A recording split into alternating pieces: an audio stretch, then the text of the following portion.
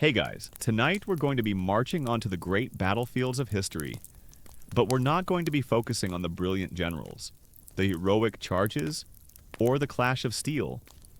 We're going to be talking about the other, more powerful, and far more terrifying army that was always present in any conflict. An army that was invisible, that served no king or country, and that killed more soldiers, shattered more empires, and changed the course of more wars than any human force in history. We're talking about the army of germs, the awful plagues that have so often been the secret. Silent victor in human warfare? It's a story about how a single, microscopic virus could do what no enemy legion could: break the will of a city, destroy a conquering army, and alter the destiny of nations. And let's be honest, you probably wouldn't have survived it. Forget the plague. As an ancient Greek hoplite, you'd be wearing about 70 pounds of bronze armor in the summer heat, and your primary weapon was a 9-foot-long spear. You probably wouldn't have survived the training, let alone the actual battle, let alone the terrible, unnamed sickness that was about to make all that shiny armor completely useless. So, before you get comfortable, take a moment to like the video and subscribe, but only if you genuinely enjoy what I do here. It's a quiet and simple way to support the channel. And while you're at it, I'd love to see where and when you're tuning in from. Go ahead and drop your city and local time in the comments. It's always a little fascinating to see our community of history lovers spread across the globe. Now, dim the lights. Maybe turn on a fan for that soft background hum, and let's ease into tonight's journey together. Your world is one of olive trees, of dusty soil, and of the fierce, proud, an unshakable belief that you are a citizen of the greatest city on earth. You are a hoplite, a citizen soldier of the great democracy of Athens. In the year 431 BC, your life is one of two halves. You are a farmer, working your family's small plot of land in the green countryside of Attica, and you are a warrior, trained to stand in the phalanx. Your heavy bronze shield locked with your neighbors, a single, living wall of wood and steel, and your world is about to go to war. The long, simmering rivalry between your democratic, seafaring city of Athens and the grim, militaristic, land-based power of Sparta has finally boiled over into open conflict. The Great Peloponnesian War has begun, a war that will tear your Greek world apart. You and your fellow Athenians are not afraid. You are confident. You have the greatest navy in the world. You have a vast and wealthy empire. And you have the most brilliant and persuasive leader in all of Greece, the great statesman, Pericles. And Pericles has a new, radical, and, you believe, a genius strategy for winning this war. You gather in the great assembly, the Panics, and you listen as he lays out his plan. The Spartan army, he admits, is invincible on land. Their hoplites are the finest in the world. To fight them in a pitched battle would be suicide. So you will not fight them. His strategy is this: you will abandon the land. You, and every other farmer in Attica, are to leave your farms, your homes, your fields. You are to pack up what you can carry, and you are to retreat behind the great defensive walls of Athens. You will let the Spartan army invade your countryside. You will let them burn your olive groves and your fields of barley. They will find an empty land, and they will be unable to touch you. Safe behind your impregnable walls, your city, Athens, is connected to its port of Piraeus by a magnificent and massive set of fortifications called the Long Walls. These are too great. Parallel stone corridors that stretch for nearly 5 miles, turning your city and your port into a single, vast and unbreachable fortress. While the Spartan army starves for a fight in your empty fields, your mighty Athenian navy, your great fleet of triremes, will rule the sea. It will be your lifeline, bringing in endless supplies of grain from your empire around the Black Sea, and it will be your sword, allowing you to raid the Spartan coast at will, to bleed them dry. It is a brilliant, unconventional, and deeply unsettling plan. You are being asked to willingly, deliberately, sacrifice your own home, your own land, your ancestral farm, for the greater good of the city. But you believe in Pericles. You believe in Athens, and so you do it. You go back to your farm. The farm your father and his father worked before him. You gather your family. You pack your few precious belongings onto a wooden cart. And you do the hardest thing you have ever done. You set a torch to your own ripe fields of barley. You will not let the Spartans have the satisfaction. You join the great, slow, and sorrowful exodus of the entire rural population of Attica as it makes its way towards the city. The roads are clogged with a river of refugees' families. Livestock, carts piled high with furniture. You enter the great gates of Athens, and you find a city that is already strained to the breaking point. The city itself is crowded, but the space between the long walls is now being transformed into a vast, sprawling, and chaotic refugee camp. You and your family find a small, empty patch of ground, and you set up a crude shelter of wood and canvas. This is your new home. You are surrounded by tens of thousands of your fellow countrymen, all crammed together in this narrow, dusty, and increasingly unsanitary corridor. The air is thick with the smoke of 1,000 cook fires, and the smell of too many people and too many animals living in too small a space. You used to be a proud farmer. Now your main job is to sit on a wall and wait. While your life's work is being burned by an enemy you can see in the distance. This is the great Periclean gamble. Future historians will debate it for centuries. Was it a stroke of strategic genius? A plan that perfectly leveraged Athens' naval strength and negated Sparta's land advantage? Or was it a fatal act of hubris? A plan that, by concentrating an entire population into a single, crowded space, created the perfect, textbook conditions for a public health catastrophe of unimaginable proportions. The first year of the war goes exactly as Pericles had planned. The Spartan army invades. They burn the empty fields. They stand before your unbreachable walls. They shout a few insults, and then, with no one to fight and their own supplies running low, they go home. Your navy, meanwhile, raids their coastlines. The strategy is working. The mood in the city is confident. And then comes the second summer of the war, the summer of 430 BC. A ship arrives at your bustling, crowded port of Piraeus. It is a merchant ship, a grain ship, from Egypt or from Libya, and it carries, along with its cargo of wheat, a new and invisible passenger. It begins in the port. Among the sailors and the dock workers, a strange new sickness. It is not like the common fevers you have known. It begins with a great heat in the head and a redness of the eyes. The inside of the throat and the tongue become bloody, and the breath becomes unnatural and foul. Then comes a violent sneezing and a hoarseness of the voice. The sickness moves to the chest, bringing with it a harsh cough.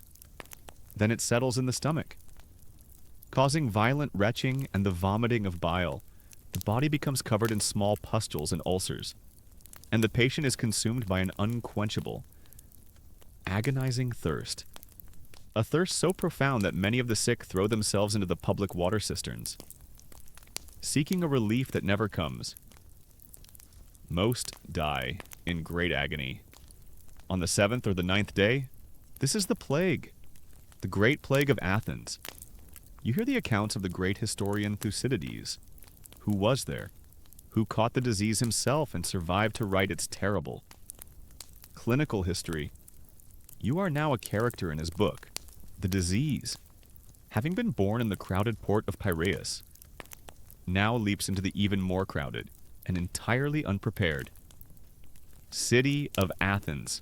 The conditions are perfect. Tens of thousands of people are living in makeshift shelters with no sanitation. In the stifling heat of a Greek summer, the plague spreads not like a fire, But like a detonation, the city is plunged into a nightmare. All the old rules, the laws of gods and men, collapse. The temples become filled with the sick and dying, who lie among the sacred statues. Their last prayers a desperate, unanswered cry. The rites of burial are abandoned. The dead are so numerous that they are left in the streets, or are thrown, unceremoniously, onto the funeral pyres of others. You, the hoplite, the brave citizen soldier, are utterly, completely helpless. Your heavy bronze armor, the gear you have polished with such pride, is useless. It is a hot, heavy, suffocating prison in the fever-stricken city. Your great shield, your aspis, cannot protect you from this enemy. Your long spear, your dory, cannot strike it. You are a warrior trained to fight an enemy you can see.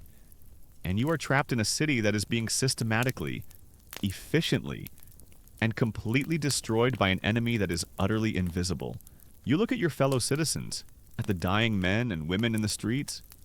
You look at the Spartan army, camped safely out in the clean, open countryside beyond your walls, and you realize the terrible, tragic irony of your situation. The great walls that Pericles built to protect you, the very heart of his brilliant strategy, have not become your fortress. They have become the walls of your tomb, and you, and your city, have been sealed inside with the plague. Your world is no longer the besieged, democratic city of Athens, but the disciplined, aggressive, and seemingly invincible world of a Roman legion on the march. You are not a citizen soldier, called up to defend your farm. You are a professional, a career soldier, a legionary in the service of the Emperor Marcus Aurelius. The year is 165 AD, and you are part of a great Roman army that has just won a stunning victory in the east. Your world is one of leather, of iron, of the rhythmic tramp of thousands of hobnailed sandals on a dusty road. It smells of wool, of sweat, and of the polish for your armor. You are a small but essential part of the most powerful and effective military machine the world has ever known. You have marched for thousands of miles. You have endured the desert heat, and you have just participated in the sack of Ctesiphon, the great capital of your empire's ancient enemy, the Parthians. You are a victor, and you are filled with the arrogant confidence of a Roman soldier at the absolute height of the Pax Romana. The Roman peace, the war has been a triumph, but as your legion begins its long, slow march back west, back towards the civilized heart of the empire, a new and far more terrible enemy begins to stalk your ranks. It begins in the captured city of Seleucia. A strange sickness, a fever, appears among the troops. At first, the commanders in the legions Medici, the physicians, are not concerned. Armies on campaign are always afflicted by local diseases. They dismiss it as a seasonal ailment, a consequence of the strange climate and unfamiliar food of Mesopotamia. But this is no common camp fever. The men who fall ill are consumed by a fire in their blood. A terrible rash erupts on their skin, which then turns into black. Weeping pustules, they are racked by a foul, bloody cough and an unquenchable thirst, and they die, in great numbers, with a speed that is terrifying. The soldiers, in their fear, invent their own explanation, a story that spreads through the legions faster than the disease itself.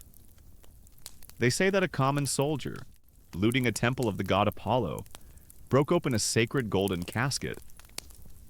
From the casket, they whisper, a dark, pestilential cloud was released, a divine curse that now clings to the army, a punishment for their sacrilege. You do not know if you believe the story, but you see its effects. Your own cohort, which entered Mesopotamia 1,000 men strong, is now a shadow of its former self.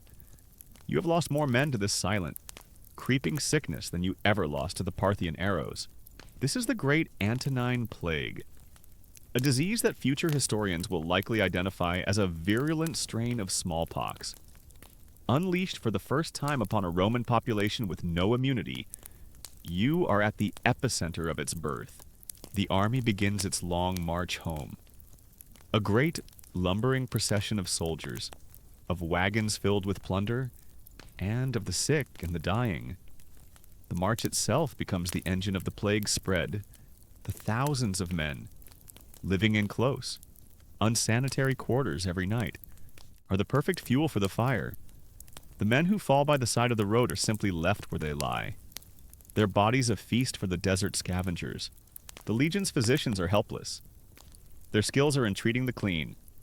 Visible wounds of the battlefield, a sword cut, a broken bone. Against this invisible, internal enemy, their arts are useless. They try the traditional remedies. They bleed the sick, but it only seems to hasten their deaths. They offer prayers to Asclepius, the god of healing, but the god does not answer. You are a survivor. You are strong. The sickness has not yet touched you, but you live in a state of constant, low-level dread. Every morning, you wake up and you check your own skin for the first sign of the dreaded rash. Every cough from the man next to you in the marching line is a potential death sentence. After months of this agonizing journey, your legion, or what is left of it, finally arrives back in Roman territory, and then begins the final march home to Italy, to Rome itself. The emperor has decreed that the great victory over the Parthians must be celebrated with a magnificent triumph. The day of the triumph is a spectacle of imperial denial. The city of Rome lines the streets, ready to cheer its victorious heroes. The Senate is assembled. The air is filled with the sound of trumpets and the scent of flowers. You march in the great procession. You have been ordered to polish your armor, to look your best. You are a conqueror of the East, but you feel like a ghost.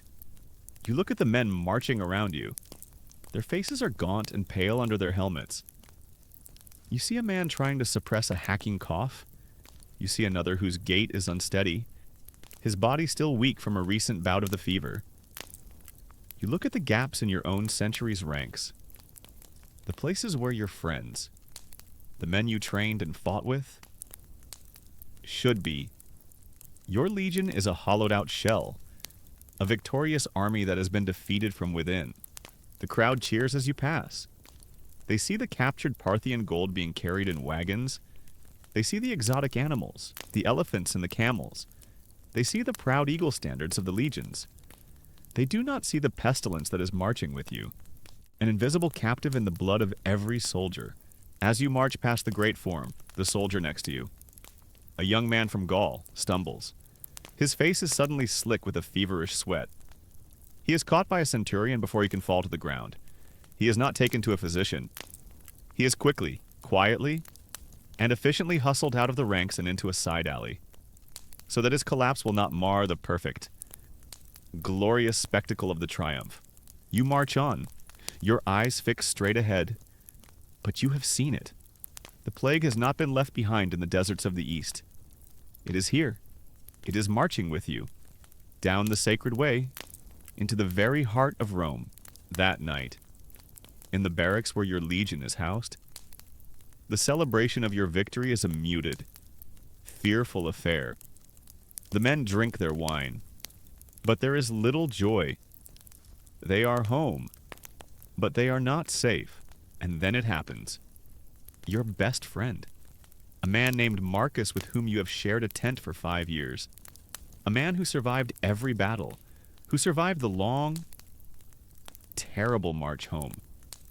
He begins to shiver, a violent, uncontrollable shivering, even in the warm night air. You place a hand on his forehead. It is burning with the familiar, terrible heat. You look at your friend's feverish face, and you look out the window of your barracks at the magnificent, oblivious, and celebrating city of Rome. The great, victorious Roman army has just become a Trojan horse. But the enemy it has carried inside the city walls is not a band of Greek soldiers. It is a vast, silent, and invisible army of death. And its conquest of your empire has only just begun. Your world is no longer a world of marble and empire, but a world of iron, of mud, and of a fierce, burning, and deeply personal faith. You travel forward in time, over 1,000 years, from the collapsing Roman Empire to the height of the Middle Ages. The year is 1190. You are not a legionary, a professional soldier in a state army. You are a knight, a nobleman from a small fiefdom in France. And you have answered the Pope's call. You have taken the cross. You are a crusader. Your world smells of chainmail, of horse sweat, and of the salt of the Mediterranean Sea. You have journeyed for over a year, a long and arduous trek across Europe, to the Holy Land. Your purpose is a sacred one, to join the great Christian army that is fighting to reclaim the holy city of Jerusalem from the Sultan of Egypt and Syria. The great and formidable Saladin. You arrive at the scene of the Great War. It is not a fluid, moving battle. It is a great, static, and incredibly brutal siege. The Christian army, a vast multinational force of tens of thousands of men from every corner of Christendom, has laid siege to the vital port city of Acre.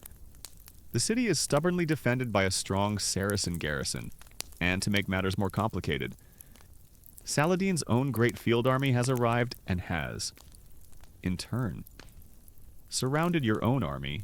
It is a bizarre and unprecedented military situation, a siege within a siege. You are a besieger, trying to break into the city, and you are also the besieged, trapped in your own camp between the walls of Acre and the army of Saladin. Your camp is a vast, sprawling, and increasingly permanent city of its own, stretched out on the hot, dusty coastal plain. It is a city of tents, of makeshift huts, of great earthen fortifications. It is a city of immense piety, with priests saying mass at dozens of field altars every day. And it is a city of immense, unimaginable filth.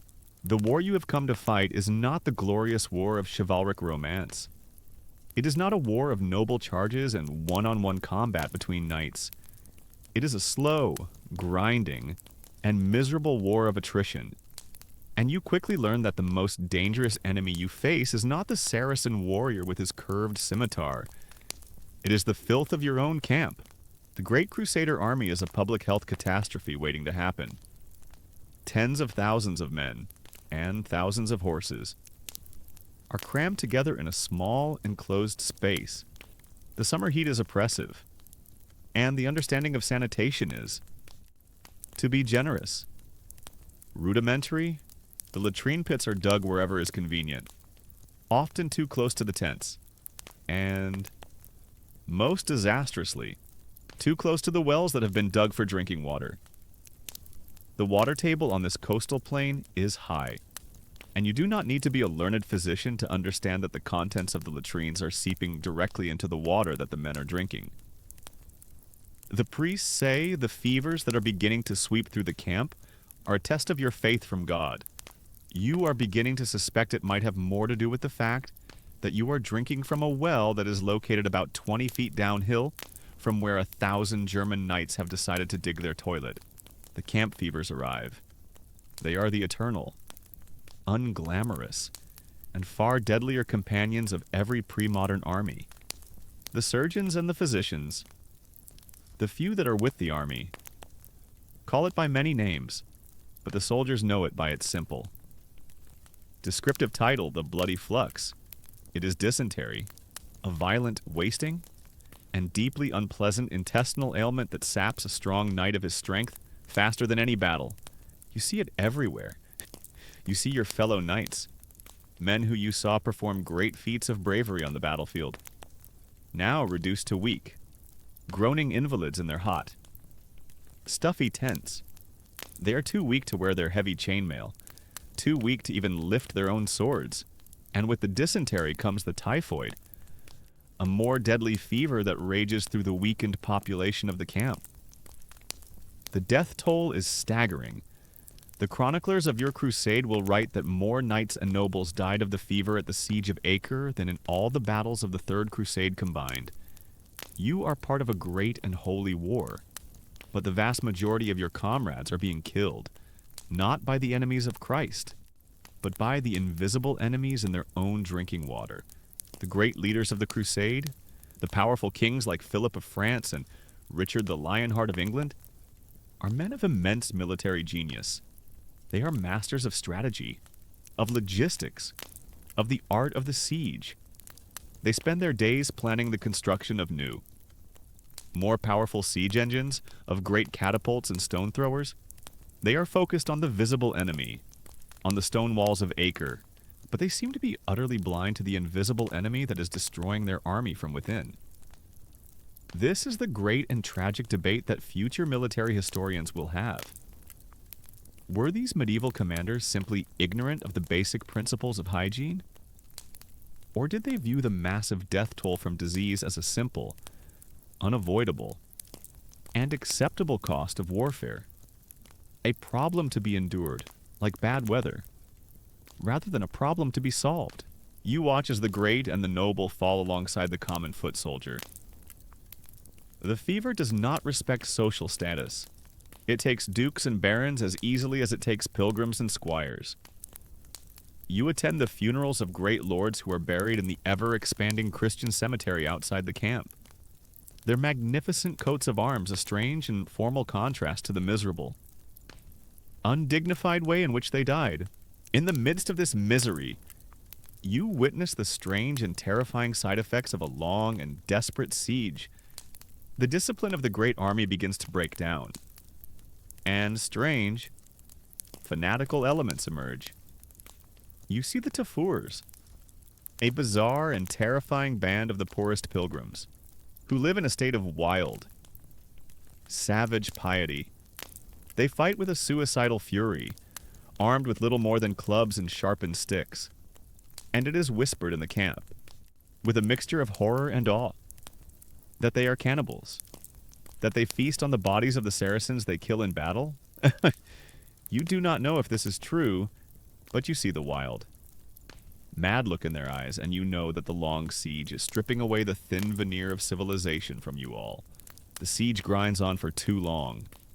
Terrible years. It is a stalemate. You cannot break into the city. Saladin cannot break into your camp. The real battle is not a battle of arms. It is a battle of attrition. A contest to see which side will be completely consumed by disease first. Finally. In the summer of 1191, the city of Acre surrenders. It is a great victory for the Christian cause. But it is a victory that has been purchased at a terrible price. You take part in the triumphant procession as the Crusader army enters the city. It has fought and died for 2 years. But the army that marches through the gates is a ghost of the great. Magnificent force that first arrived on these shores, its ranks are thin. Its soldiers are gaunt and weary. It is a victorious army that has been bled white, not by the swords of the enemy, but by the filth of its own camp. You stand on the high, strong walls of the conquered city of Acre. You look back at the vast, now abandoned Crusader camp. It is a landscape of filth and of graves. A place that has been the tomb of a generation of European nobility. You have won the battle. You have taken the city. But you know, with a weary soldier's certainty, that the true victor of the siege of Acre was the fever. The pestilence has so weakened the great army of the Third Crusade that its ultimate goal, the recapture of the holy city of Jerusalem, is now an impossible dream. The disease has not just killed the soldiers, it has killed the crusade itself.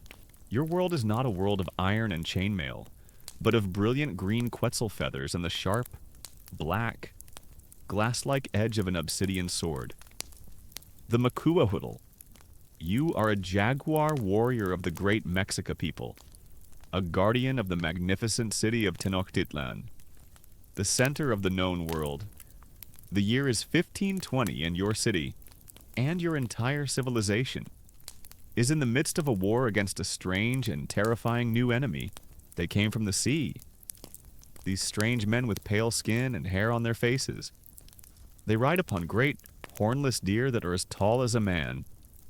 They are encased in shining, impenetrable metal, and they carry sticks that create thunder and spit fire.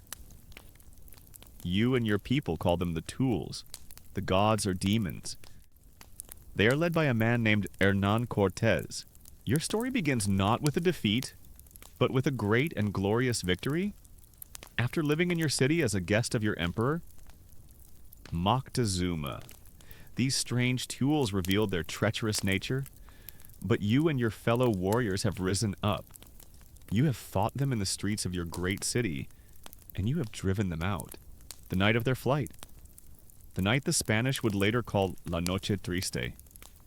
The sad night was a great victory for your people. You slaughtered hundreds of them as they tried to escape over the causeways. Their bodies weighed down by the gold they had tried to steal. They are gone. They have fled, broken and defeated. A great celebration is held in Tenochtitlan. You have proven that these strange beings are not immortal. They are not gods. They can be beaten. They can be killed. But in their retreat, the Spanish have left behind a weapon. It is a weapon so silent, so insidious, and so powerful that it will accomplish what all their cannons and their steel swords could not. It will bring your empire to its knees. The weapon is a single sick man, an African slave in the Spanish party, who is suffering from a disease that has never been seen in your world. It begins a few weeks after the Spanish have fled. A new and horrifying sickness appears in the city. It is not like the familiar fevers, the coco-listli, that your people have known for centuries. This is something new. It begins with a raging fire in the blood, a fever so high that it makes men mad.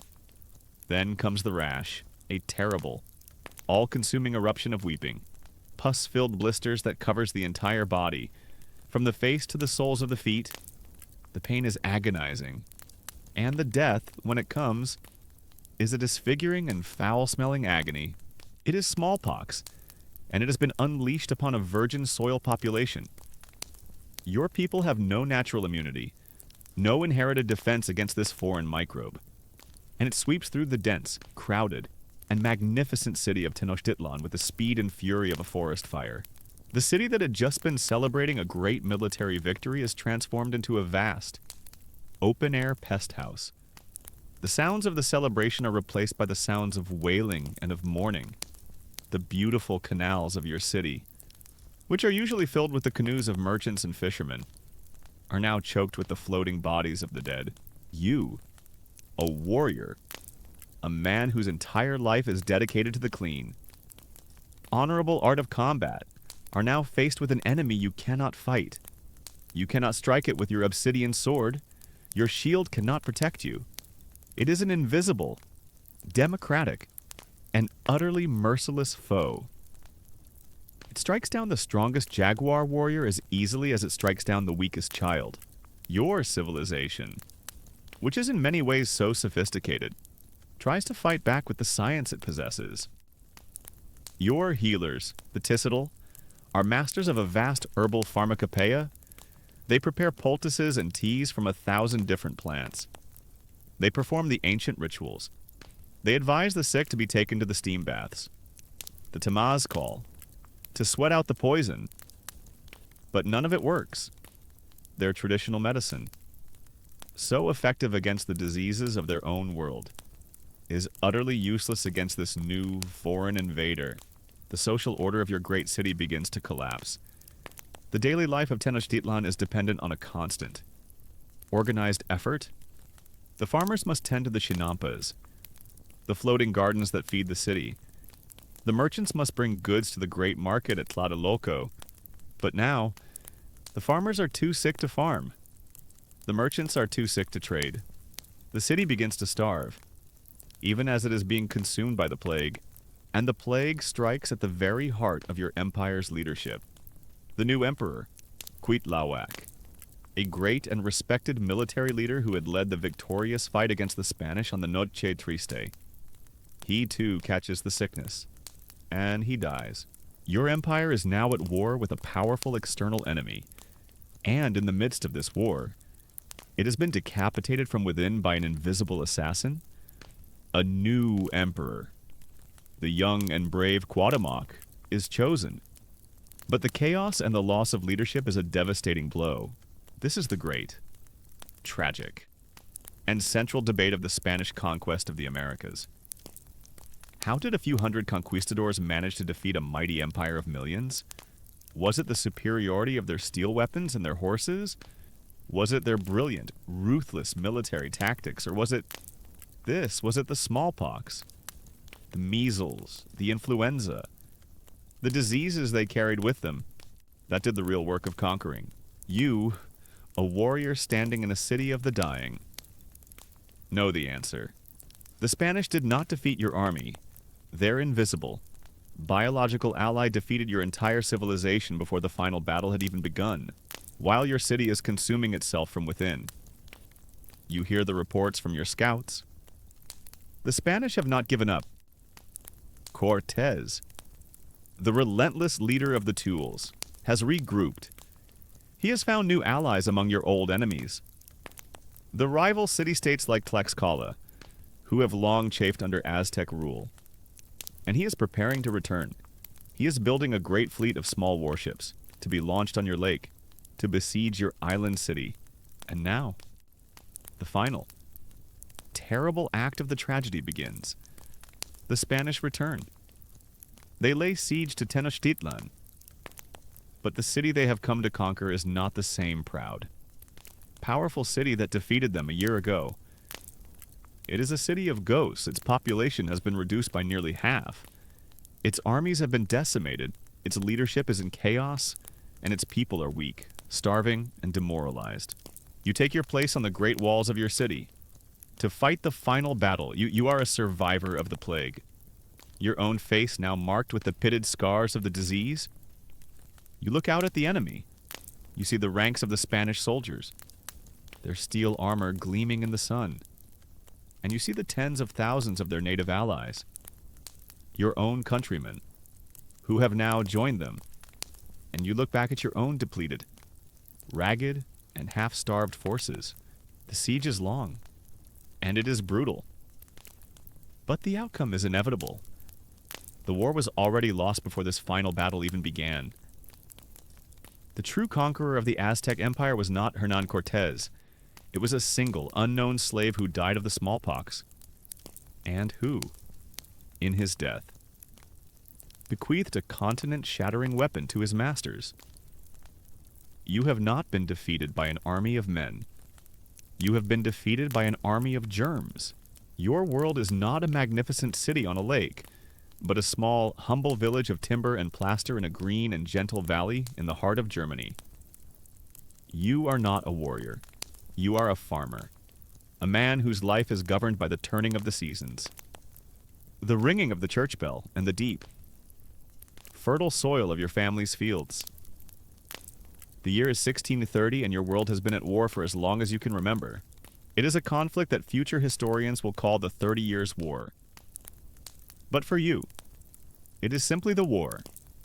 It is a constant, simmering and occasionally boiling state of chaos that has defined your entire life. It is a war of princes and of priests, of emperors and of kings.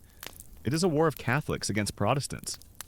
But for you and your village, these grand distinctions are meaningless. All you know is the armies. They are a constant presence in your life, a recurring natural disaster. Sometimes they are the armies of the Swedish king, Gustavus Adolphus, the Protestant champion. Sometimes they are the armies of the Holy Roman Emperor, the Catholic force. They march under different flags and they pray to the same God in a different language. But their effect on your life is always, invariably, the same. They are a swarm of locusts in human form. You learn the rhythm of their arrival. First, you hear the distant, ominous sound of the drums. Then, the scouts appear, ruthless horsemen who survey the land, and then the army itself arrives. A great, slow-moving river of steel and misery. Tens of thousands of mercenary soldiers, of camp followers, of wagons and cannons, and they live off the land. This is the brutal, central fact of your war. The great armies do not have long supply lines. They feed themselves by systematically plundering the countryside they pass through. When an army arrives, your life becomes a frantic, desperate effort to hide what little you have. You bury your grain in pits in the forest. You drive your single cow deep into the woods because you know that the soldiers will take everything. They will take your food. They will take your livestock. They will take your savings. They will take your dignity. But they bring something with them that is far more dangerous than their pikes and their muskets. They bring the pestilence. The great armies of your war are the most efficient vectors for the spread of disease that the world has ever known. They are vast, mobile, and incredibly filthy cities.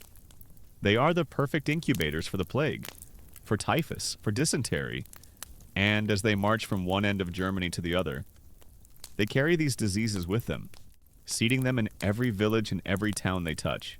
You and your village have been lucky. So far, armies have passed through.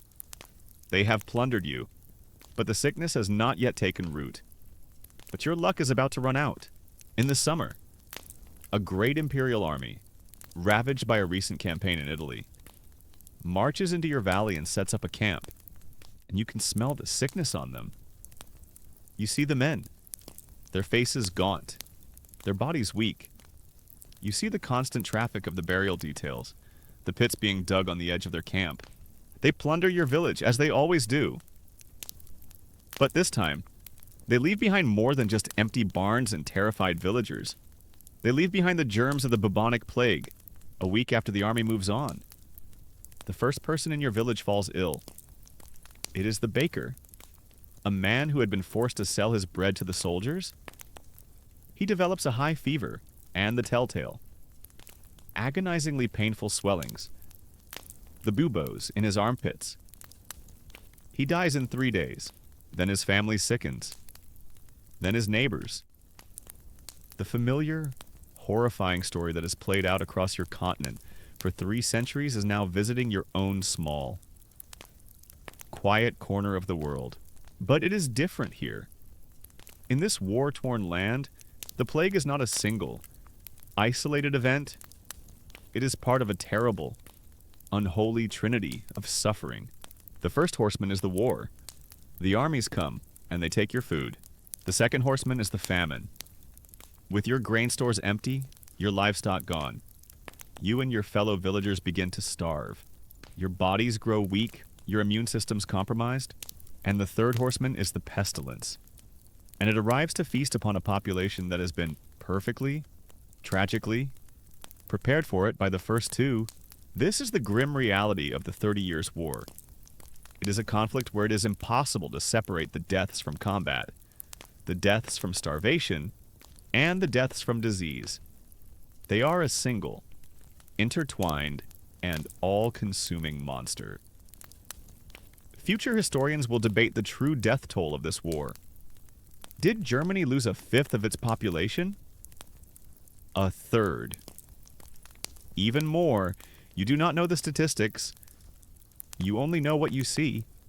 You see your own village being systematically and efficiently erased from the earth. You see your neighbors die. You see your friends die. You see your own children sicken and die. Your small, sturdy world, which was already scarred by the war, is now being utterly annihilated by the plague. The village priest, a good man, tries to offer comfort. He tells you this is a trial from God. He tells you to pray. But you have seen too much. You have seen Protestant soldiers and Catholic soldiers die of the same. Impartial fever. You have seen the pious die as quickly as the sinner. And you are beginning to suspect that God, in his infinite mercy, has simply chosen to look away. You survive. Again. You are one of the lucky ones. But the world you survive into is a ruin. Your village is a ghost town of the 200 souls who once lived here. Less than 30 remain. The fields are unplowed. The houses are empty. And you know, with a weary, soul-sick certainty, that it is not over, because you know that next year another army will come and the cycle will begin again. You are a peasant, trapped in a war that is not your own, and you have learned the great, terrible truth of your time. The armies of the princes and the kings are a terrible thing, but the true and most powerful army in this war is the invisible one, the army of germs that marches with every soldier, and that recognizes no flag, no religion, and no surrender. You are a civilian, Caught in the crossfire of a war where the soldiers and the pestilence are fighting on the same side, your world is no longer the war-torn heart of the Holy Roman Empire.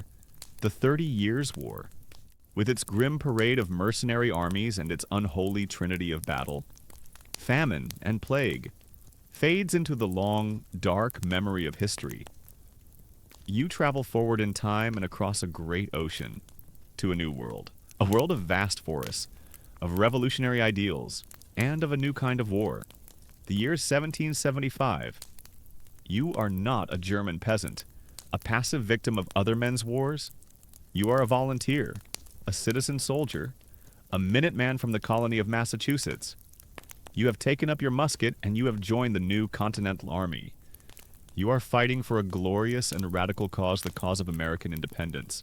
Your world smells of pine needles, of wood smoke, of the black powder that you carefully measure for your cartridges.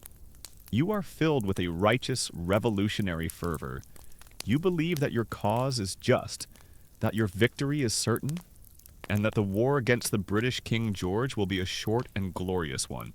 In the first year of the war, you are part of one of the most ambitious and daring campaigns of the entire conflict. The invasion of Canada.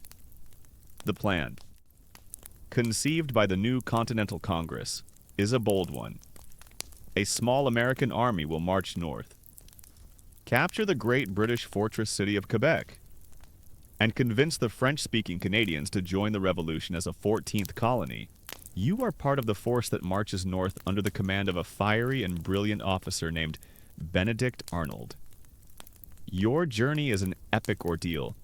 You march for weeks through the dense, uncharted wilderness of Maine in the dead of winter. It is a journey of incredible hardship. Your supplies run out. You are forced to eat your own leather shoes. Your cartridge boxes. You are racked by hunger, by frostbite, by exhaustion. But your revolutionary spirit burns hot, and it keeps you going. You and the ragged, starving remnants of your army finally arrive before the great stone walls of Quebec. You are a ghost of the force that set out. But you are here. You have made it. But you find that you have brought more than just your muskets and your revolutionary ideals with you. You have brought an old and terrible enemy into your own ranks, in the crowded, unsanitary conditions of your long march, and now in your makeshift siege camp outside the city. A disease begins to spread. It is a disease that is all too familiar in the 18th century. It is the smallpox. Many of you are young farm boys from isolated villages. You have never been exposed to the great diseases of the cities. You have no immunity, and the smallpox begins to sweep through your ranks with a terrifying efficiency. The men who survived the wilderness of Maine are now being laid low by a fever and a pustular rash. The situation is a strategic catastrophe. You're small. Already weakened army is now being systematically destroyed from within by a pestilence. The hospital tents are filled with men who are too sick to hold a rifle. Your army's effective fighting strength is melting away with each passing day, and you soon learn that this invisible enemy is a one-sided weapon inside the great stone fortress of Quebec. The British garrison is largely safe. They are professional soldiers, veterans from Europe. Most of them have already had the smallpox as children and are now immune. Furthermore, the British Army has a policy of systematically inoculating its own troops against the disease through the dangerous but effective practice of variolation. The British are, for all intents and purposes, vaccinated. You are not.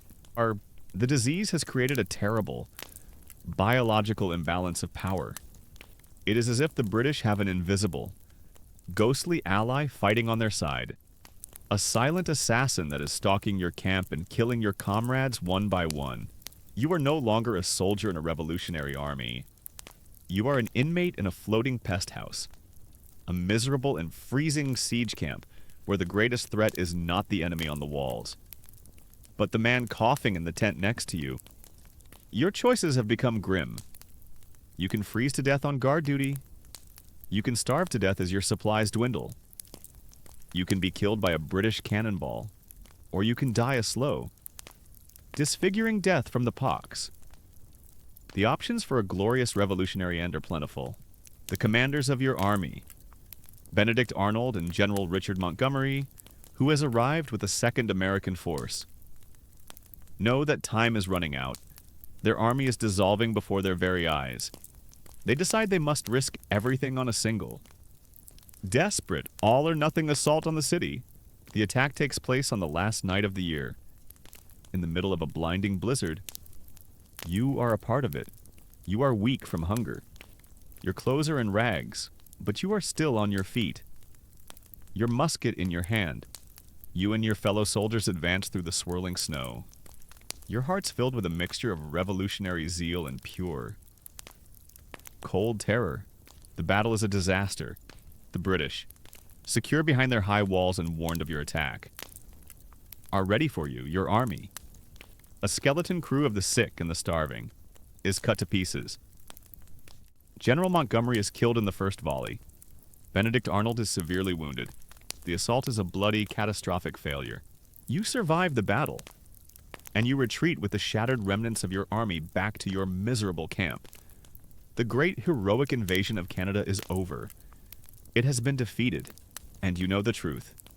You were not defeated by the British soldiers. You were not defeated by the great stone walls of Quebec. You were defeated by the smallpox. The disease had so weakened, so demoralized, so utterly hollowed out your army that you were beaten before the first shot was even fired. The pox has saved Canada for the British. In the months that follow, you and the other survivors of the Canadian campaign are part of a long, humiliating retreat. But the great lesson of your defeat has been learned by your commander-in-chief, General George Washington. He has seen how the smallpox has destroyed his northern army, and he knows that it can destroy his entire continental army if he does not act. And so, he makes one of the most difficult, most controversial, and most important decisions of the entire war. He issues a secret, landmark order. Every single soldier in the Continental Army is to be inoculated against the smallpox. This is a decision of immense risk. The method of inoculation available to you is not the safe, modern vaccination that Dr. Jenner has just pioneered in England. It is the old, dangerous practice of variolation. It means deliberately infecting your entire army with a live, active strain of the smallpox. Taken from a patient with a mild case of the disease, it is a controlled epidemic. The hope is that the men will contract a mild, survivable form of the disease and will then be immune forever. But the risk is that the variolation itself will spark a full-blown, lethal epidemic in the ranks, that it will kill thousands of your own men.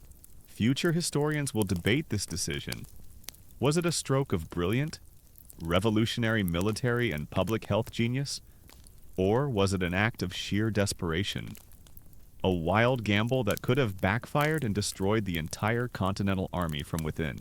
You, a survivor of the Quebec campaign. Now find yourself a participant in this new, strange, and terrifying medical war. You are ordered, along with the rest of your regiment, to undergo the variolation. You are taken to an isolated hospital camp, and you are deliberately given the very disease that has just destroyed your northern army. You spend the next few weeks in a feverish, anxious state. You and your comrades all sicken, but for most of you, as Washington had hoped, the disease is a mild one. You are lucky. You emerge from the inoculation hospital weak and scarred with a few pockmarks that you will carry for the rest of your life. But you are alive, and you are now immune. You are a soldier who has been armed not just with a musket, but with the antibodies of a conquered disease. You have learned the great, terrible lesson of the war in the North. The war for independence is not just a war of men and of ideas. It is also a biological war. And to defeat your enemy, you must first defeat the invisible enemies that are lurking in your own blood.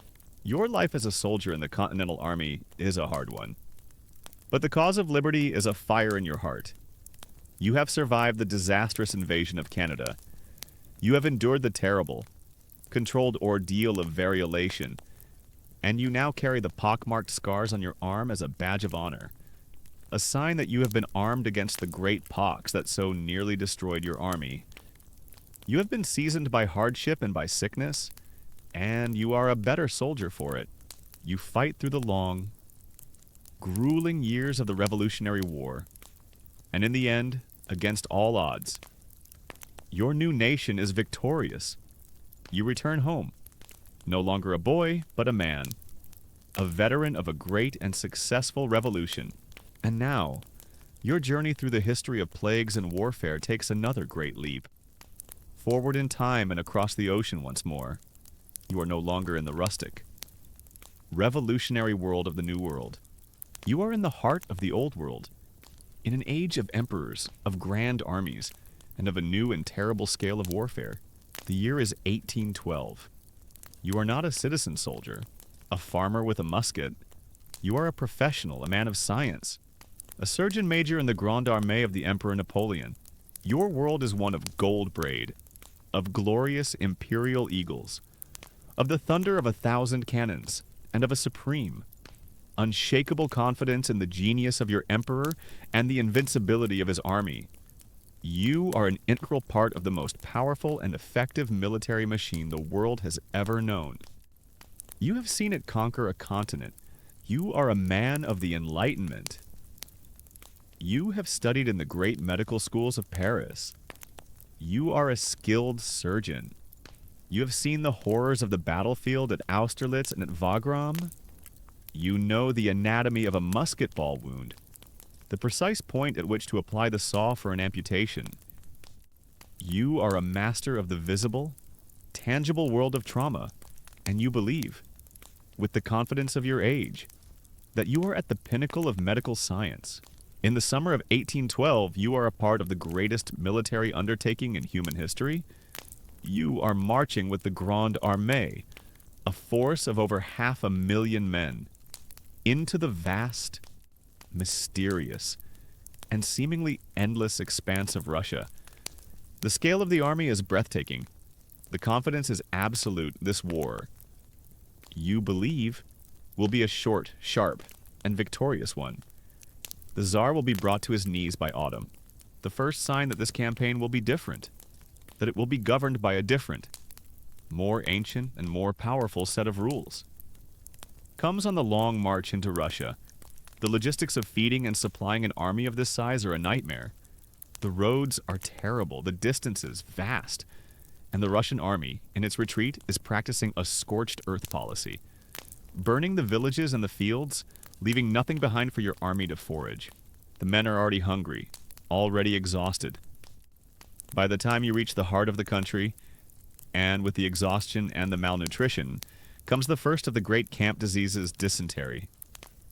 You see the familiar, miserable signs of the flux spreading through the ranks, but it is after the great, bloody, and indecisive Battle of Borodino, and after the capture of the hollow prize of a burned and deserted Moscow, that the true, great, and terrible enemy of your campaign reveals itself.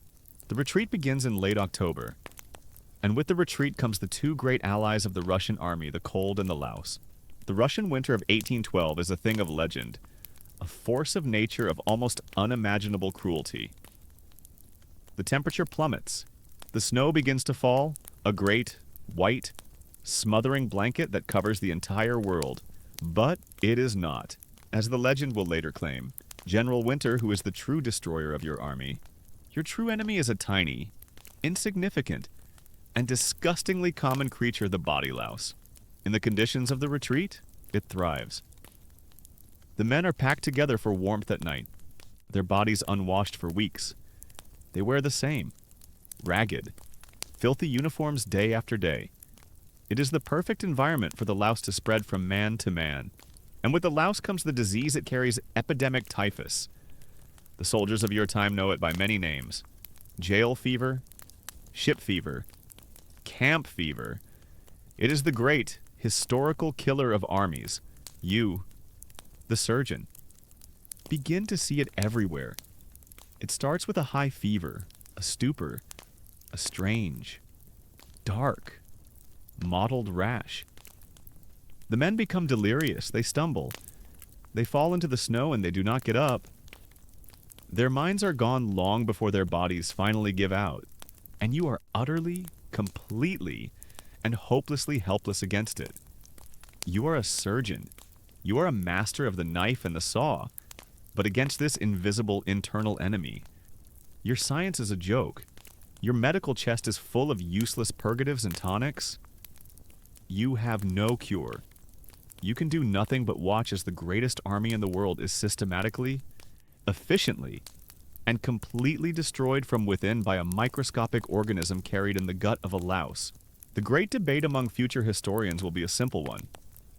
For a century, the world, and France itself, will cling to the myth that Napoleon was defeated by the terrible Russian winter. It is a more heroic, more acceptable explanation, but the careful analysis of the records, of the letters, of the memoirs of the survivors like yourself, will reveal the truth. The Grande Armée was not frozen to death. It was eaten alive by typhus. The cold and the starvation were terrible. Yes, but they were the conditions that allowed the true killer to flourish. Your own life becomes a surreal and desperate struggle for survival. You are no longer a surgeon. You are just another man. Wrapped in rags, stumbling through a frozen wasteland. You abandon your medical wagons, your instruments, your books. You are fighting not to heal others, but simply to stay alive. You witness the complete dissolution of your world. The proud, disciplined Grande Armée, with its glorious eagles and its legendary marshals, ceases to exist. It becomes a great, long, stumbling column of ghosts, a river of misery flowing west through the snow. The cavalry eats its own horses. The infantrymen burn the wooden shafts of their own muskets for a few moments of warmth. Discipline is gone. Comradeship is gone. All that is left is the individual. Animal instinct for survival. The climax of the horror is the crossing of the Berezina River. It is a scene of pure, apocalyptic chaos. The remnants of your army, now harried by the pursuing Russians, must cross the half-frozen river on two makeshift bridges, built by the heroic and doomed. Dutch engineers, you are there, in the midst of the great, panicked crush of men trying to get across. The Russian cannons are firing into the mob. The bridges are breaking. Men are being pushed into the black. Icy water. It is a vision of hell, a great, swirling vortex of death and despair. You make it across, you do not know how. You are one of the lucky few. You finally stumble out of Russia, a ragged, frostbitten, and haunted survivor of the more than 500,000 men who marched into Russia with such confidence a few months ago. Less than 50,000 have returned, and most of them are, like you, broken men. You have witnessed the greatest military disaster of your age, and you know its true cause.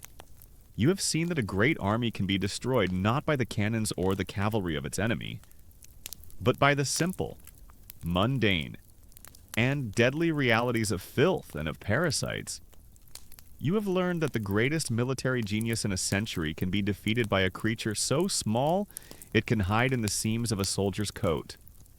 The true and most humble victor of the campaign of 1812 was not the Tsar of Russia. It was the louse. Your journey through the annals of military misery now takes you forward in time. To the middle of the 19th century, the world is a different place. It is an age of steam, of iron, of industry. The armies of the great European powers are more professional, more powerful, and more technologically advanced than ever before. But you are about to learn that a modern rifle and a steam-powered warship are no defense at all against the ancient, timeless, and far more deadly enemies of a soldier's life, filth, and disease. The year's 1854. You are not a surgeon or a revolutionary. You are a common soldier, a redcoat in the service of Her Majesty, Queen Victoria. You are a part of the British Army, the most powerful and prestigious military force in the world. The army that has conquered an empire upon which the sun never sets. And you have been sent to the cold, barren, and windswept shores of a peninsula in the Black Sea called the Crimea. Your mission, along with your French and Ottoman allies, is to fight the Russian Empire. Specifically, your great army has laid siege to the vital Russian naval base of Sevastopol. You land in the Crimea full of the confident, almost casual, arrogance of a British soldier. You believe the war will be a short and glorious affair. The Russians are a backward, peasant army. You will be home by Christmas. Your pockets full of prize money, your chest full of medals. But the war does not go as planned. The siege of Sevastopol bogs down into a long, brutal, and static stalemate. Your life becomes a monotonous and miserable routine of digging trenches, standing guard duty in the freezing, muddy earth, and enduring the occasional, terrifying but largely ineffective, Russian artillery bombardment. And you begin to realize that the Russians are the least of your worries. Your true enemy is your own army, the British Army, which looks so magnificent on the parade ground in London, is a logistical and administrative disaster. The men who command you are aristocrats, men who have bought their commissions, who have no real understanding of the practical realities of managing a modern war. They are brilliant at ordering a cavalry charge. They are catastrophically incompetent at ensuring that their soldiers have boots. The conditions in your siege camp, on the barren plateau before Sevastopol, are an indictment of this incompetence. The tents you live in are thin, worn-out summer tents, offering almost no protection against the brutal Crimean winter. The food is the same, timeless, and terrible diet of the British soldier, the woody salt beef and the tooth-breaking hardtack biscuit. But the greatest failure, the one that will turn your camp into a vast and efficient death machine, is a failure of simple, basic logistics. You learn, through the bitter rumors that spread through the camp, that there are shiploads of supplies sitting just a few miles away. In the harbor of Balaclava, there are crates of warm winter coats. There are barrels of fresh vegetables. There are medical supplies. But these supplies never reach you. They sit and rot on the docks because there is no organized system to transport them the few miles from the harbor to your trenches. The road has become an impassable sea of mud, and the Army's transport division is a chaos of incompetence. In a particularly famous and absurd example of this failure, the Army is sent a shipment of fresh, green coffee beans, but is not sent any equipment to grind or to roast them. You and your comrades are left to try and smash the hard, green beans with rocks or the butts of your rifles. It is a perfect metaphor for your entire situation. And into this world of cold, of hunger, of administrative chaos, the great camp diseases arrive. First comes the familiar, miserable enemy dysentery. The camp's sanitation is non-existent. The latrines are overflowing trenches that contaminate the water supply. The bloody flux sweeps through your regiment, leaving the men weak and dehydrated. And then comes a new and far more terrifying killer cholera. It is a disease of shocking, violent speed.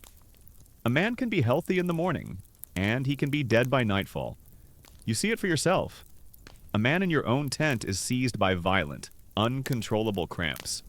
His body purges all of its fluids in a great, watery, and almost colorless torrent. His skin turns a cold, clammy, bluish color. The infamous Blue Death. His face becomes pinched and shrunken, and then he is gone.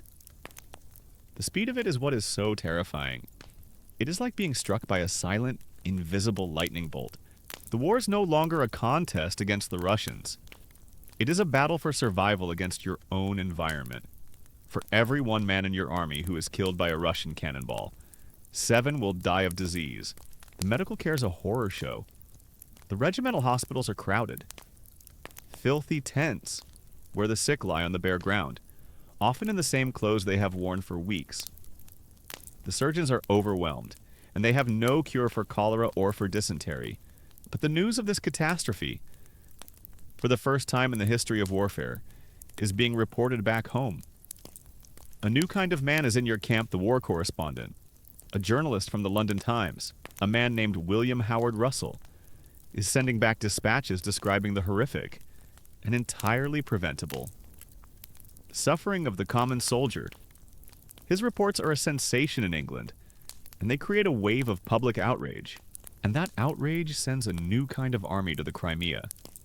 It is an army of civilian reformers, of nurses, of sanitary engineers, and it is led by a woman whose name will become a legend, Florence Nightingale. You see her for the first time when she inspects your camp's field hospital. She is not what you expect. She is not a soft, sentimental angel of mercy. She is a small, quiet, and fiercely determined woman. Her face a mask of cold, concentrated fury at the incompetence and the filth she sees all around her. Her war is not against the Russians. Her war is against the stupidity of your own army's command. She and her team of nurses, the women you and your comrades will come to revere, begin their own revolution. It is not a revolution of rifles and cannons. It is a revolution of soap and of clean bandages and of hot soup. She scrubs the hospitals, she opens the windows, she ensures the men have clean bedding, that their food is properly cooked. She treats the soldiers not as disposable assets, but as human beings. She and the Sanitary Commission, which follows her, are the true heroes of your war. They fight the real enemy. They fight the filth. But you are still a soldier, in a miserable trench, in the middle of a brutal winter, and you fall ill. Not with a glorious wound from the Battle of Inkerman, but with the familiar, grinding, and deeply unheroic misery of the bloody flux. You are taken to the field hospital. It is a place of misery and death. But you see that something is different now. A woman, one of Nightingale's nurses, comes to your bedside. She gives you a clean blanket. She brings you a cup of hot, nourishing broth. She washes your face with a clean cloth. It is not a magic cure. It is not a brilliant medical breakthrough. But it is a small, profound, and revolutionary act of simple, compassionate care. It is a glimmer of hope in a world of misery. And you realize, as you lie in that slightly cleaner, slightly more humane hospital tent, that the most important battle of the Crimean War is not the battle for the city of Sevastopol. It is this battle. The battle against the army's own indifference, its own incompetence. It is a battle for the very life of the common soldier, and for the first time. It is a battle you might actually have a chance of winning. Your journey through the history of plagues and warfare now takes its final. Great leap forward in time. You leave the mud and misery of the 19th century behind, and you enter the age of the machine gun, of the dreadnought, of the Great War. It is a new century, with new and more terrible ways for men to kill each other. But you are about to learn that for all of man's technological progress in the art of destruction. The oldest, most silent, and most efficient killer of them all is still disease. The year is 1918. You are not a hero or a general. You are a common soldier, a veteran of the trenches of the Western Front. You could be a British Tommy, a French poilu, or a newly arrived American doughboy. It does not matter. Your world is a universal. Subterranean hell of mud, of rats, of the constant, whining scream of artillery shells, and of the sweet, sickly smell of poison gas and decay. You have survived for 4 years in this meat grinder. You have seen the horrors of industrial warfare up close. You have charged across the blasted, cratered landscape of no man's land. You have seen your friends and comrades vaporized by a shell, cut down by machine gun fire, choked to death on mustard gas. You are a hardened survivor, a man who has become accustomed to a level of daily horror that would have been unimaginable to any of the soldiers who came before you in this long, sad story. You have survived the very worst that modern man can do to his fellow man. And now, in the final year of this great and terrible war, a new and final enemy arrives. It is not an army. It is a pestilence. It begins in the spring of 1918 as a strange and highly contagious, but not particularly deadly, new form of influenza. The soldiers call it the 3-day fever. It sweeps through the trenches on both sides of the line, leaving men weak and aching for a few days, and then it passes. It is a nuisance, a logistical problem for the generals, but it is not a terror. But as the virus spreads through the vast, global network of military camps and transport ships, it mutates, and in the late summer and early autumn of 1918, it returns to the Western Front. And this time, it is a monster. This is the great influenza pandemic, the so-called Spanish flu. It is a new and uniquely virulent strain, and its greatest cruelty is its preference for the young and the strong, the very men who are the healthiest, the fittest, the prime soldiers of your great armies, are the ones it strikes down with the most savage and terrifying speed. You witness it firsthand in your own trench. A friend, a man who just yesterday was sharing his rations with you, complains of a sudden headache and a chill within hours. He is burning with a fever so high it is like a fire in his blood. His lungs begin to fill with fluid.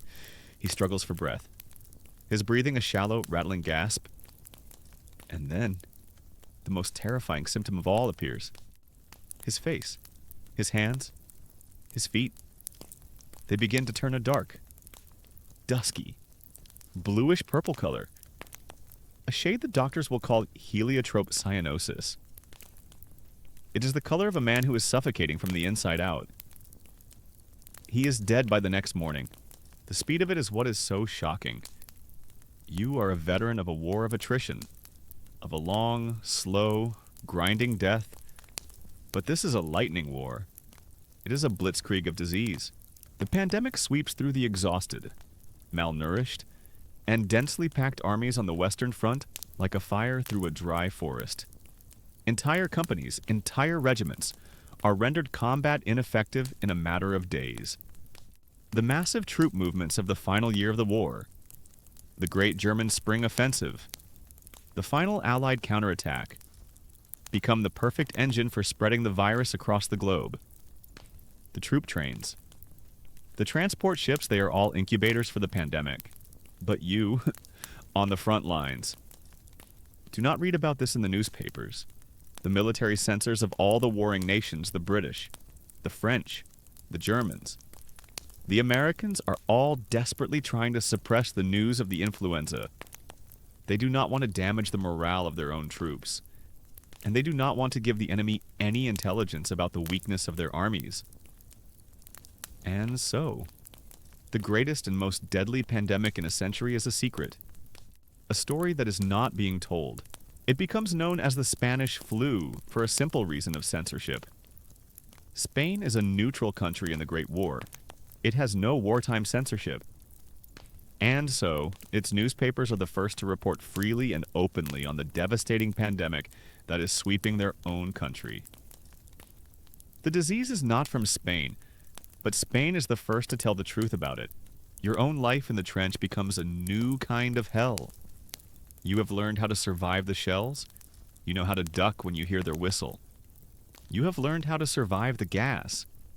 You know how to get your mask on in time. But how do you survive an enemy that is in the very air you breathe?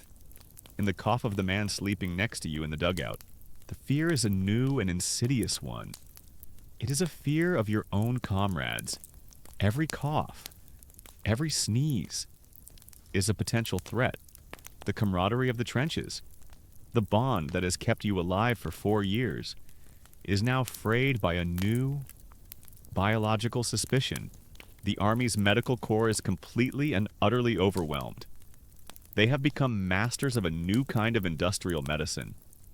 A medicine of triage, of amputation, of patching up the gross, traumatic wounds of the battlefield, but against this new viral enemy.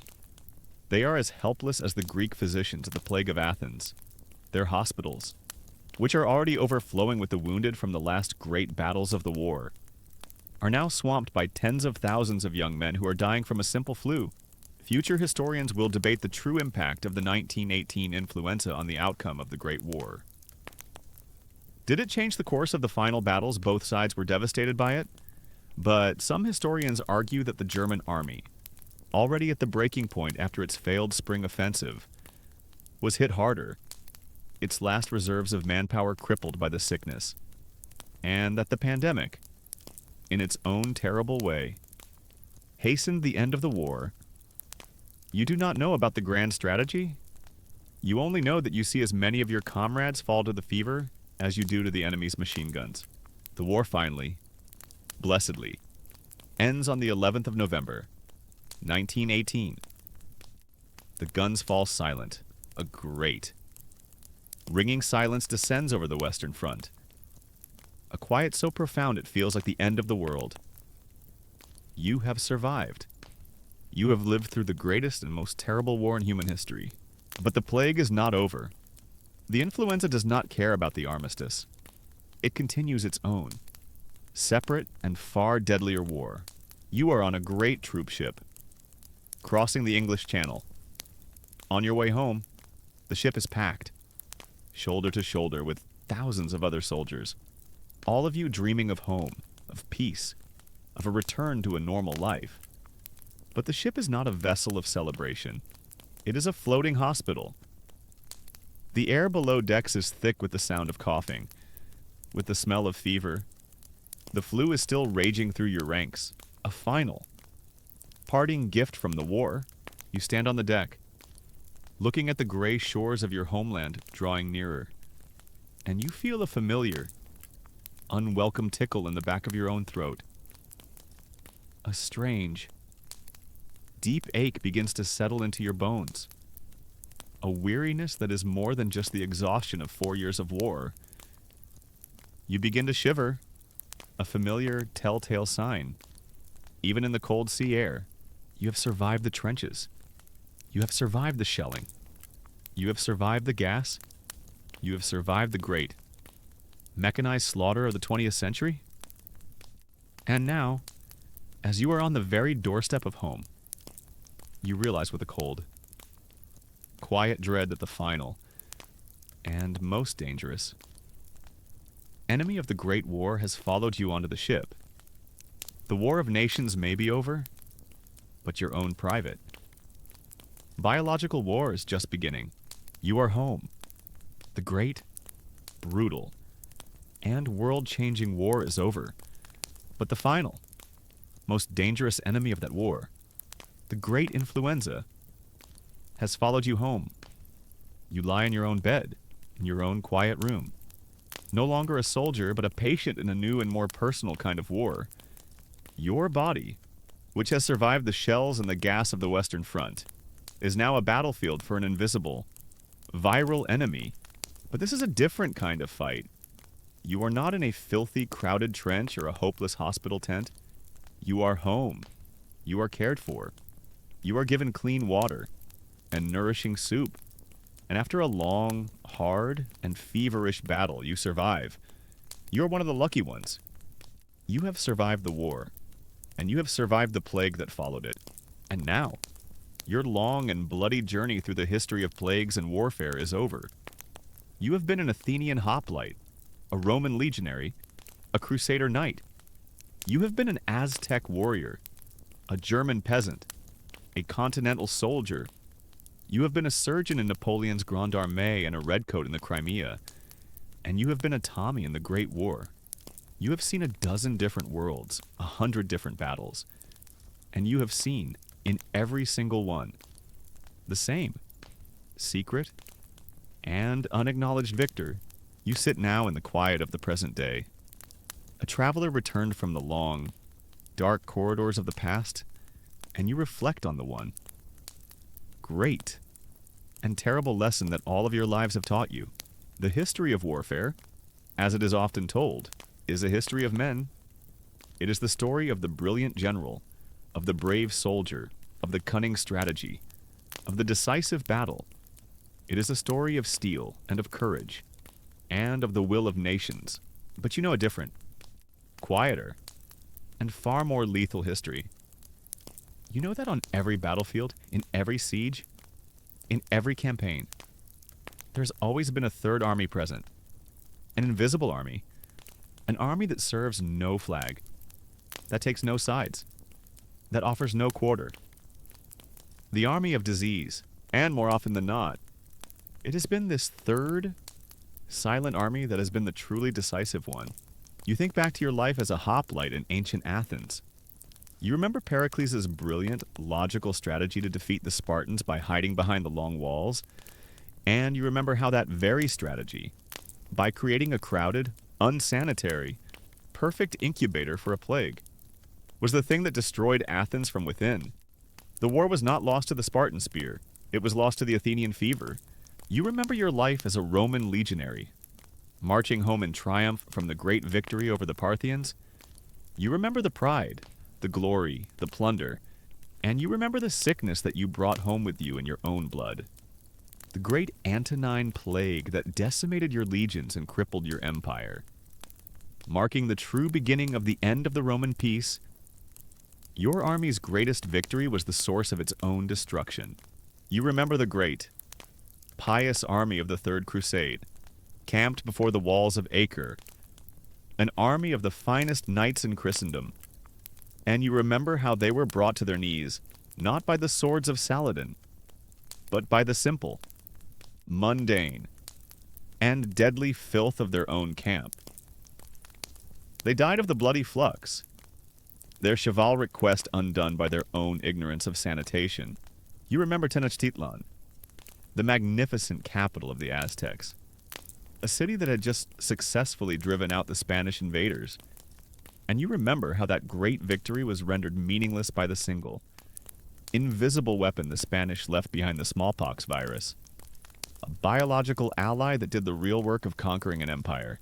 You remember the endless, cyclical horror of the 30 Years' War, where the great mercenary armies were not just instruments of battle, but were themselves the primary vectors of the plague. Great, mobile rivers of pestilence that washed over the German countryside for a generation. You remember the brave, revolutionary soldiers of the Continental Army, their audacious invasion of Canada brought to a halt not by the British redcoats, but by a catastrophic outbreak of smallpox in their own ranks. You remember Napoleon's Grande Armée, the greatest army of its age, destroyed not by the Russian winter, but by the typhus that bred in the filth and misery of the Great Retreat. You remember the British redcoats in the Crimea, the heroes of the Light Brigade, dying in their thousands from cholera, victims of a supply chain so incompetent it could not move clean water a few miles from the harbor to the trenches. And you remember your own final battle, the battle against the great influenza of 1918, a pandemic that killed more people than the entire Great War. A final, terrible enemy that haunted the exhausted survivors on their journey home. This is the great, overarching debate of military history, the debate between the great man theory and the great. Impersonal forces that truly shape our world. Do generals and kings, with their strategies and their ambitions, truly decide the fate of nations? Or are they, and their great armies, merely pieces on a board, moved about by the vast, invisible hands of geography, of climate, of economics, and above all, of microbiology? You, who have lived these lives, know the answer.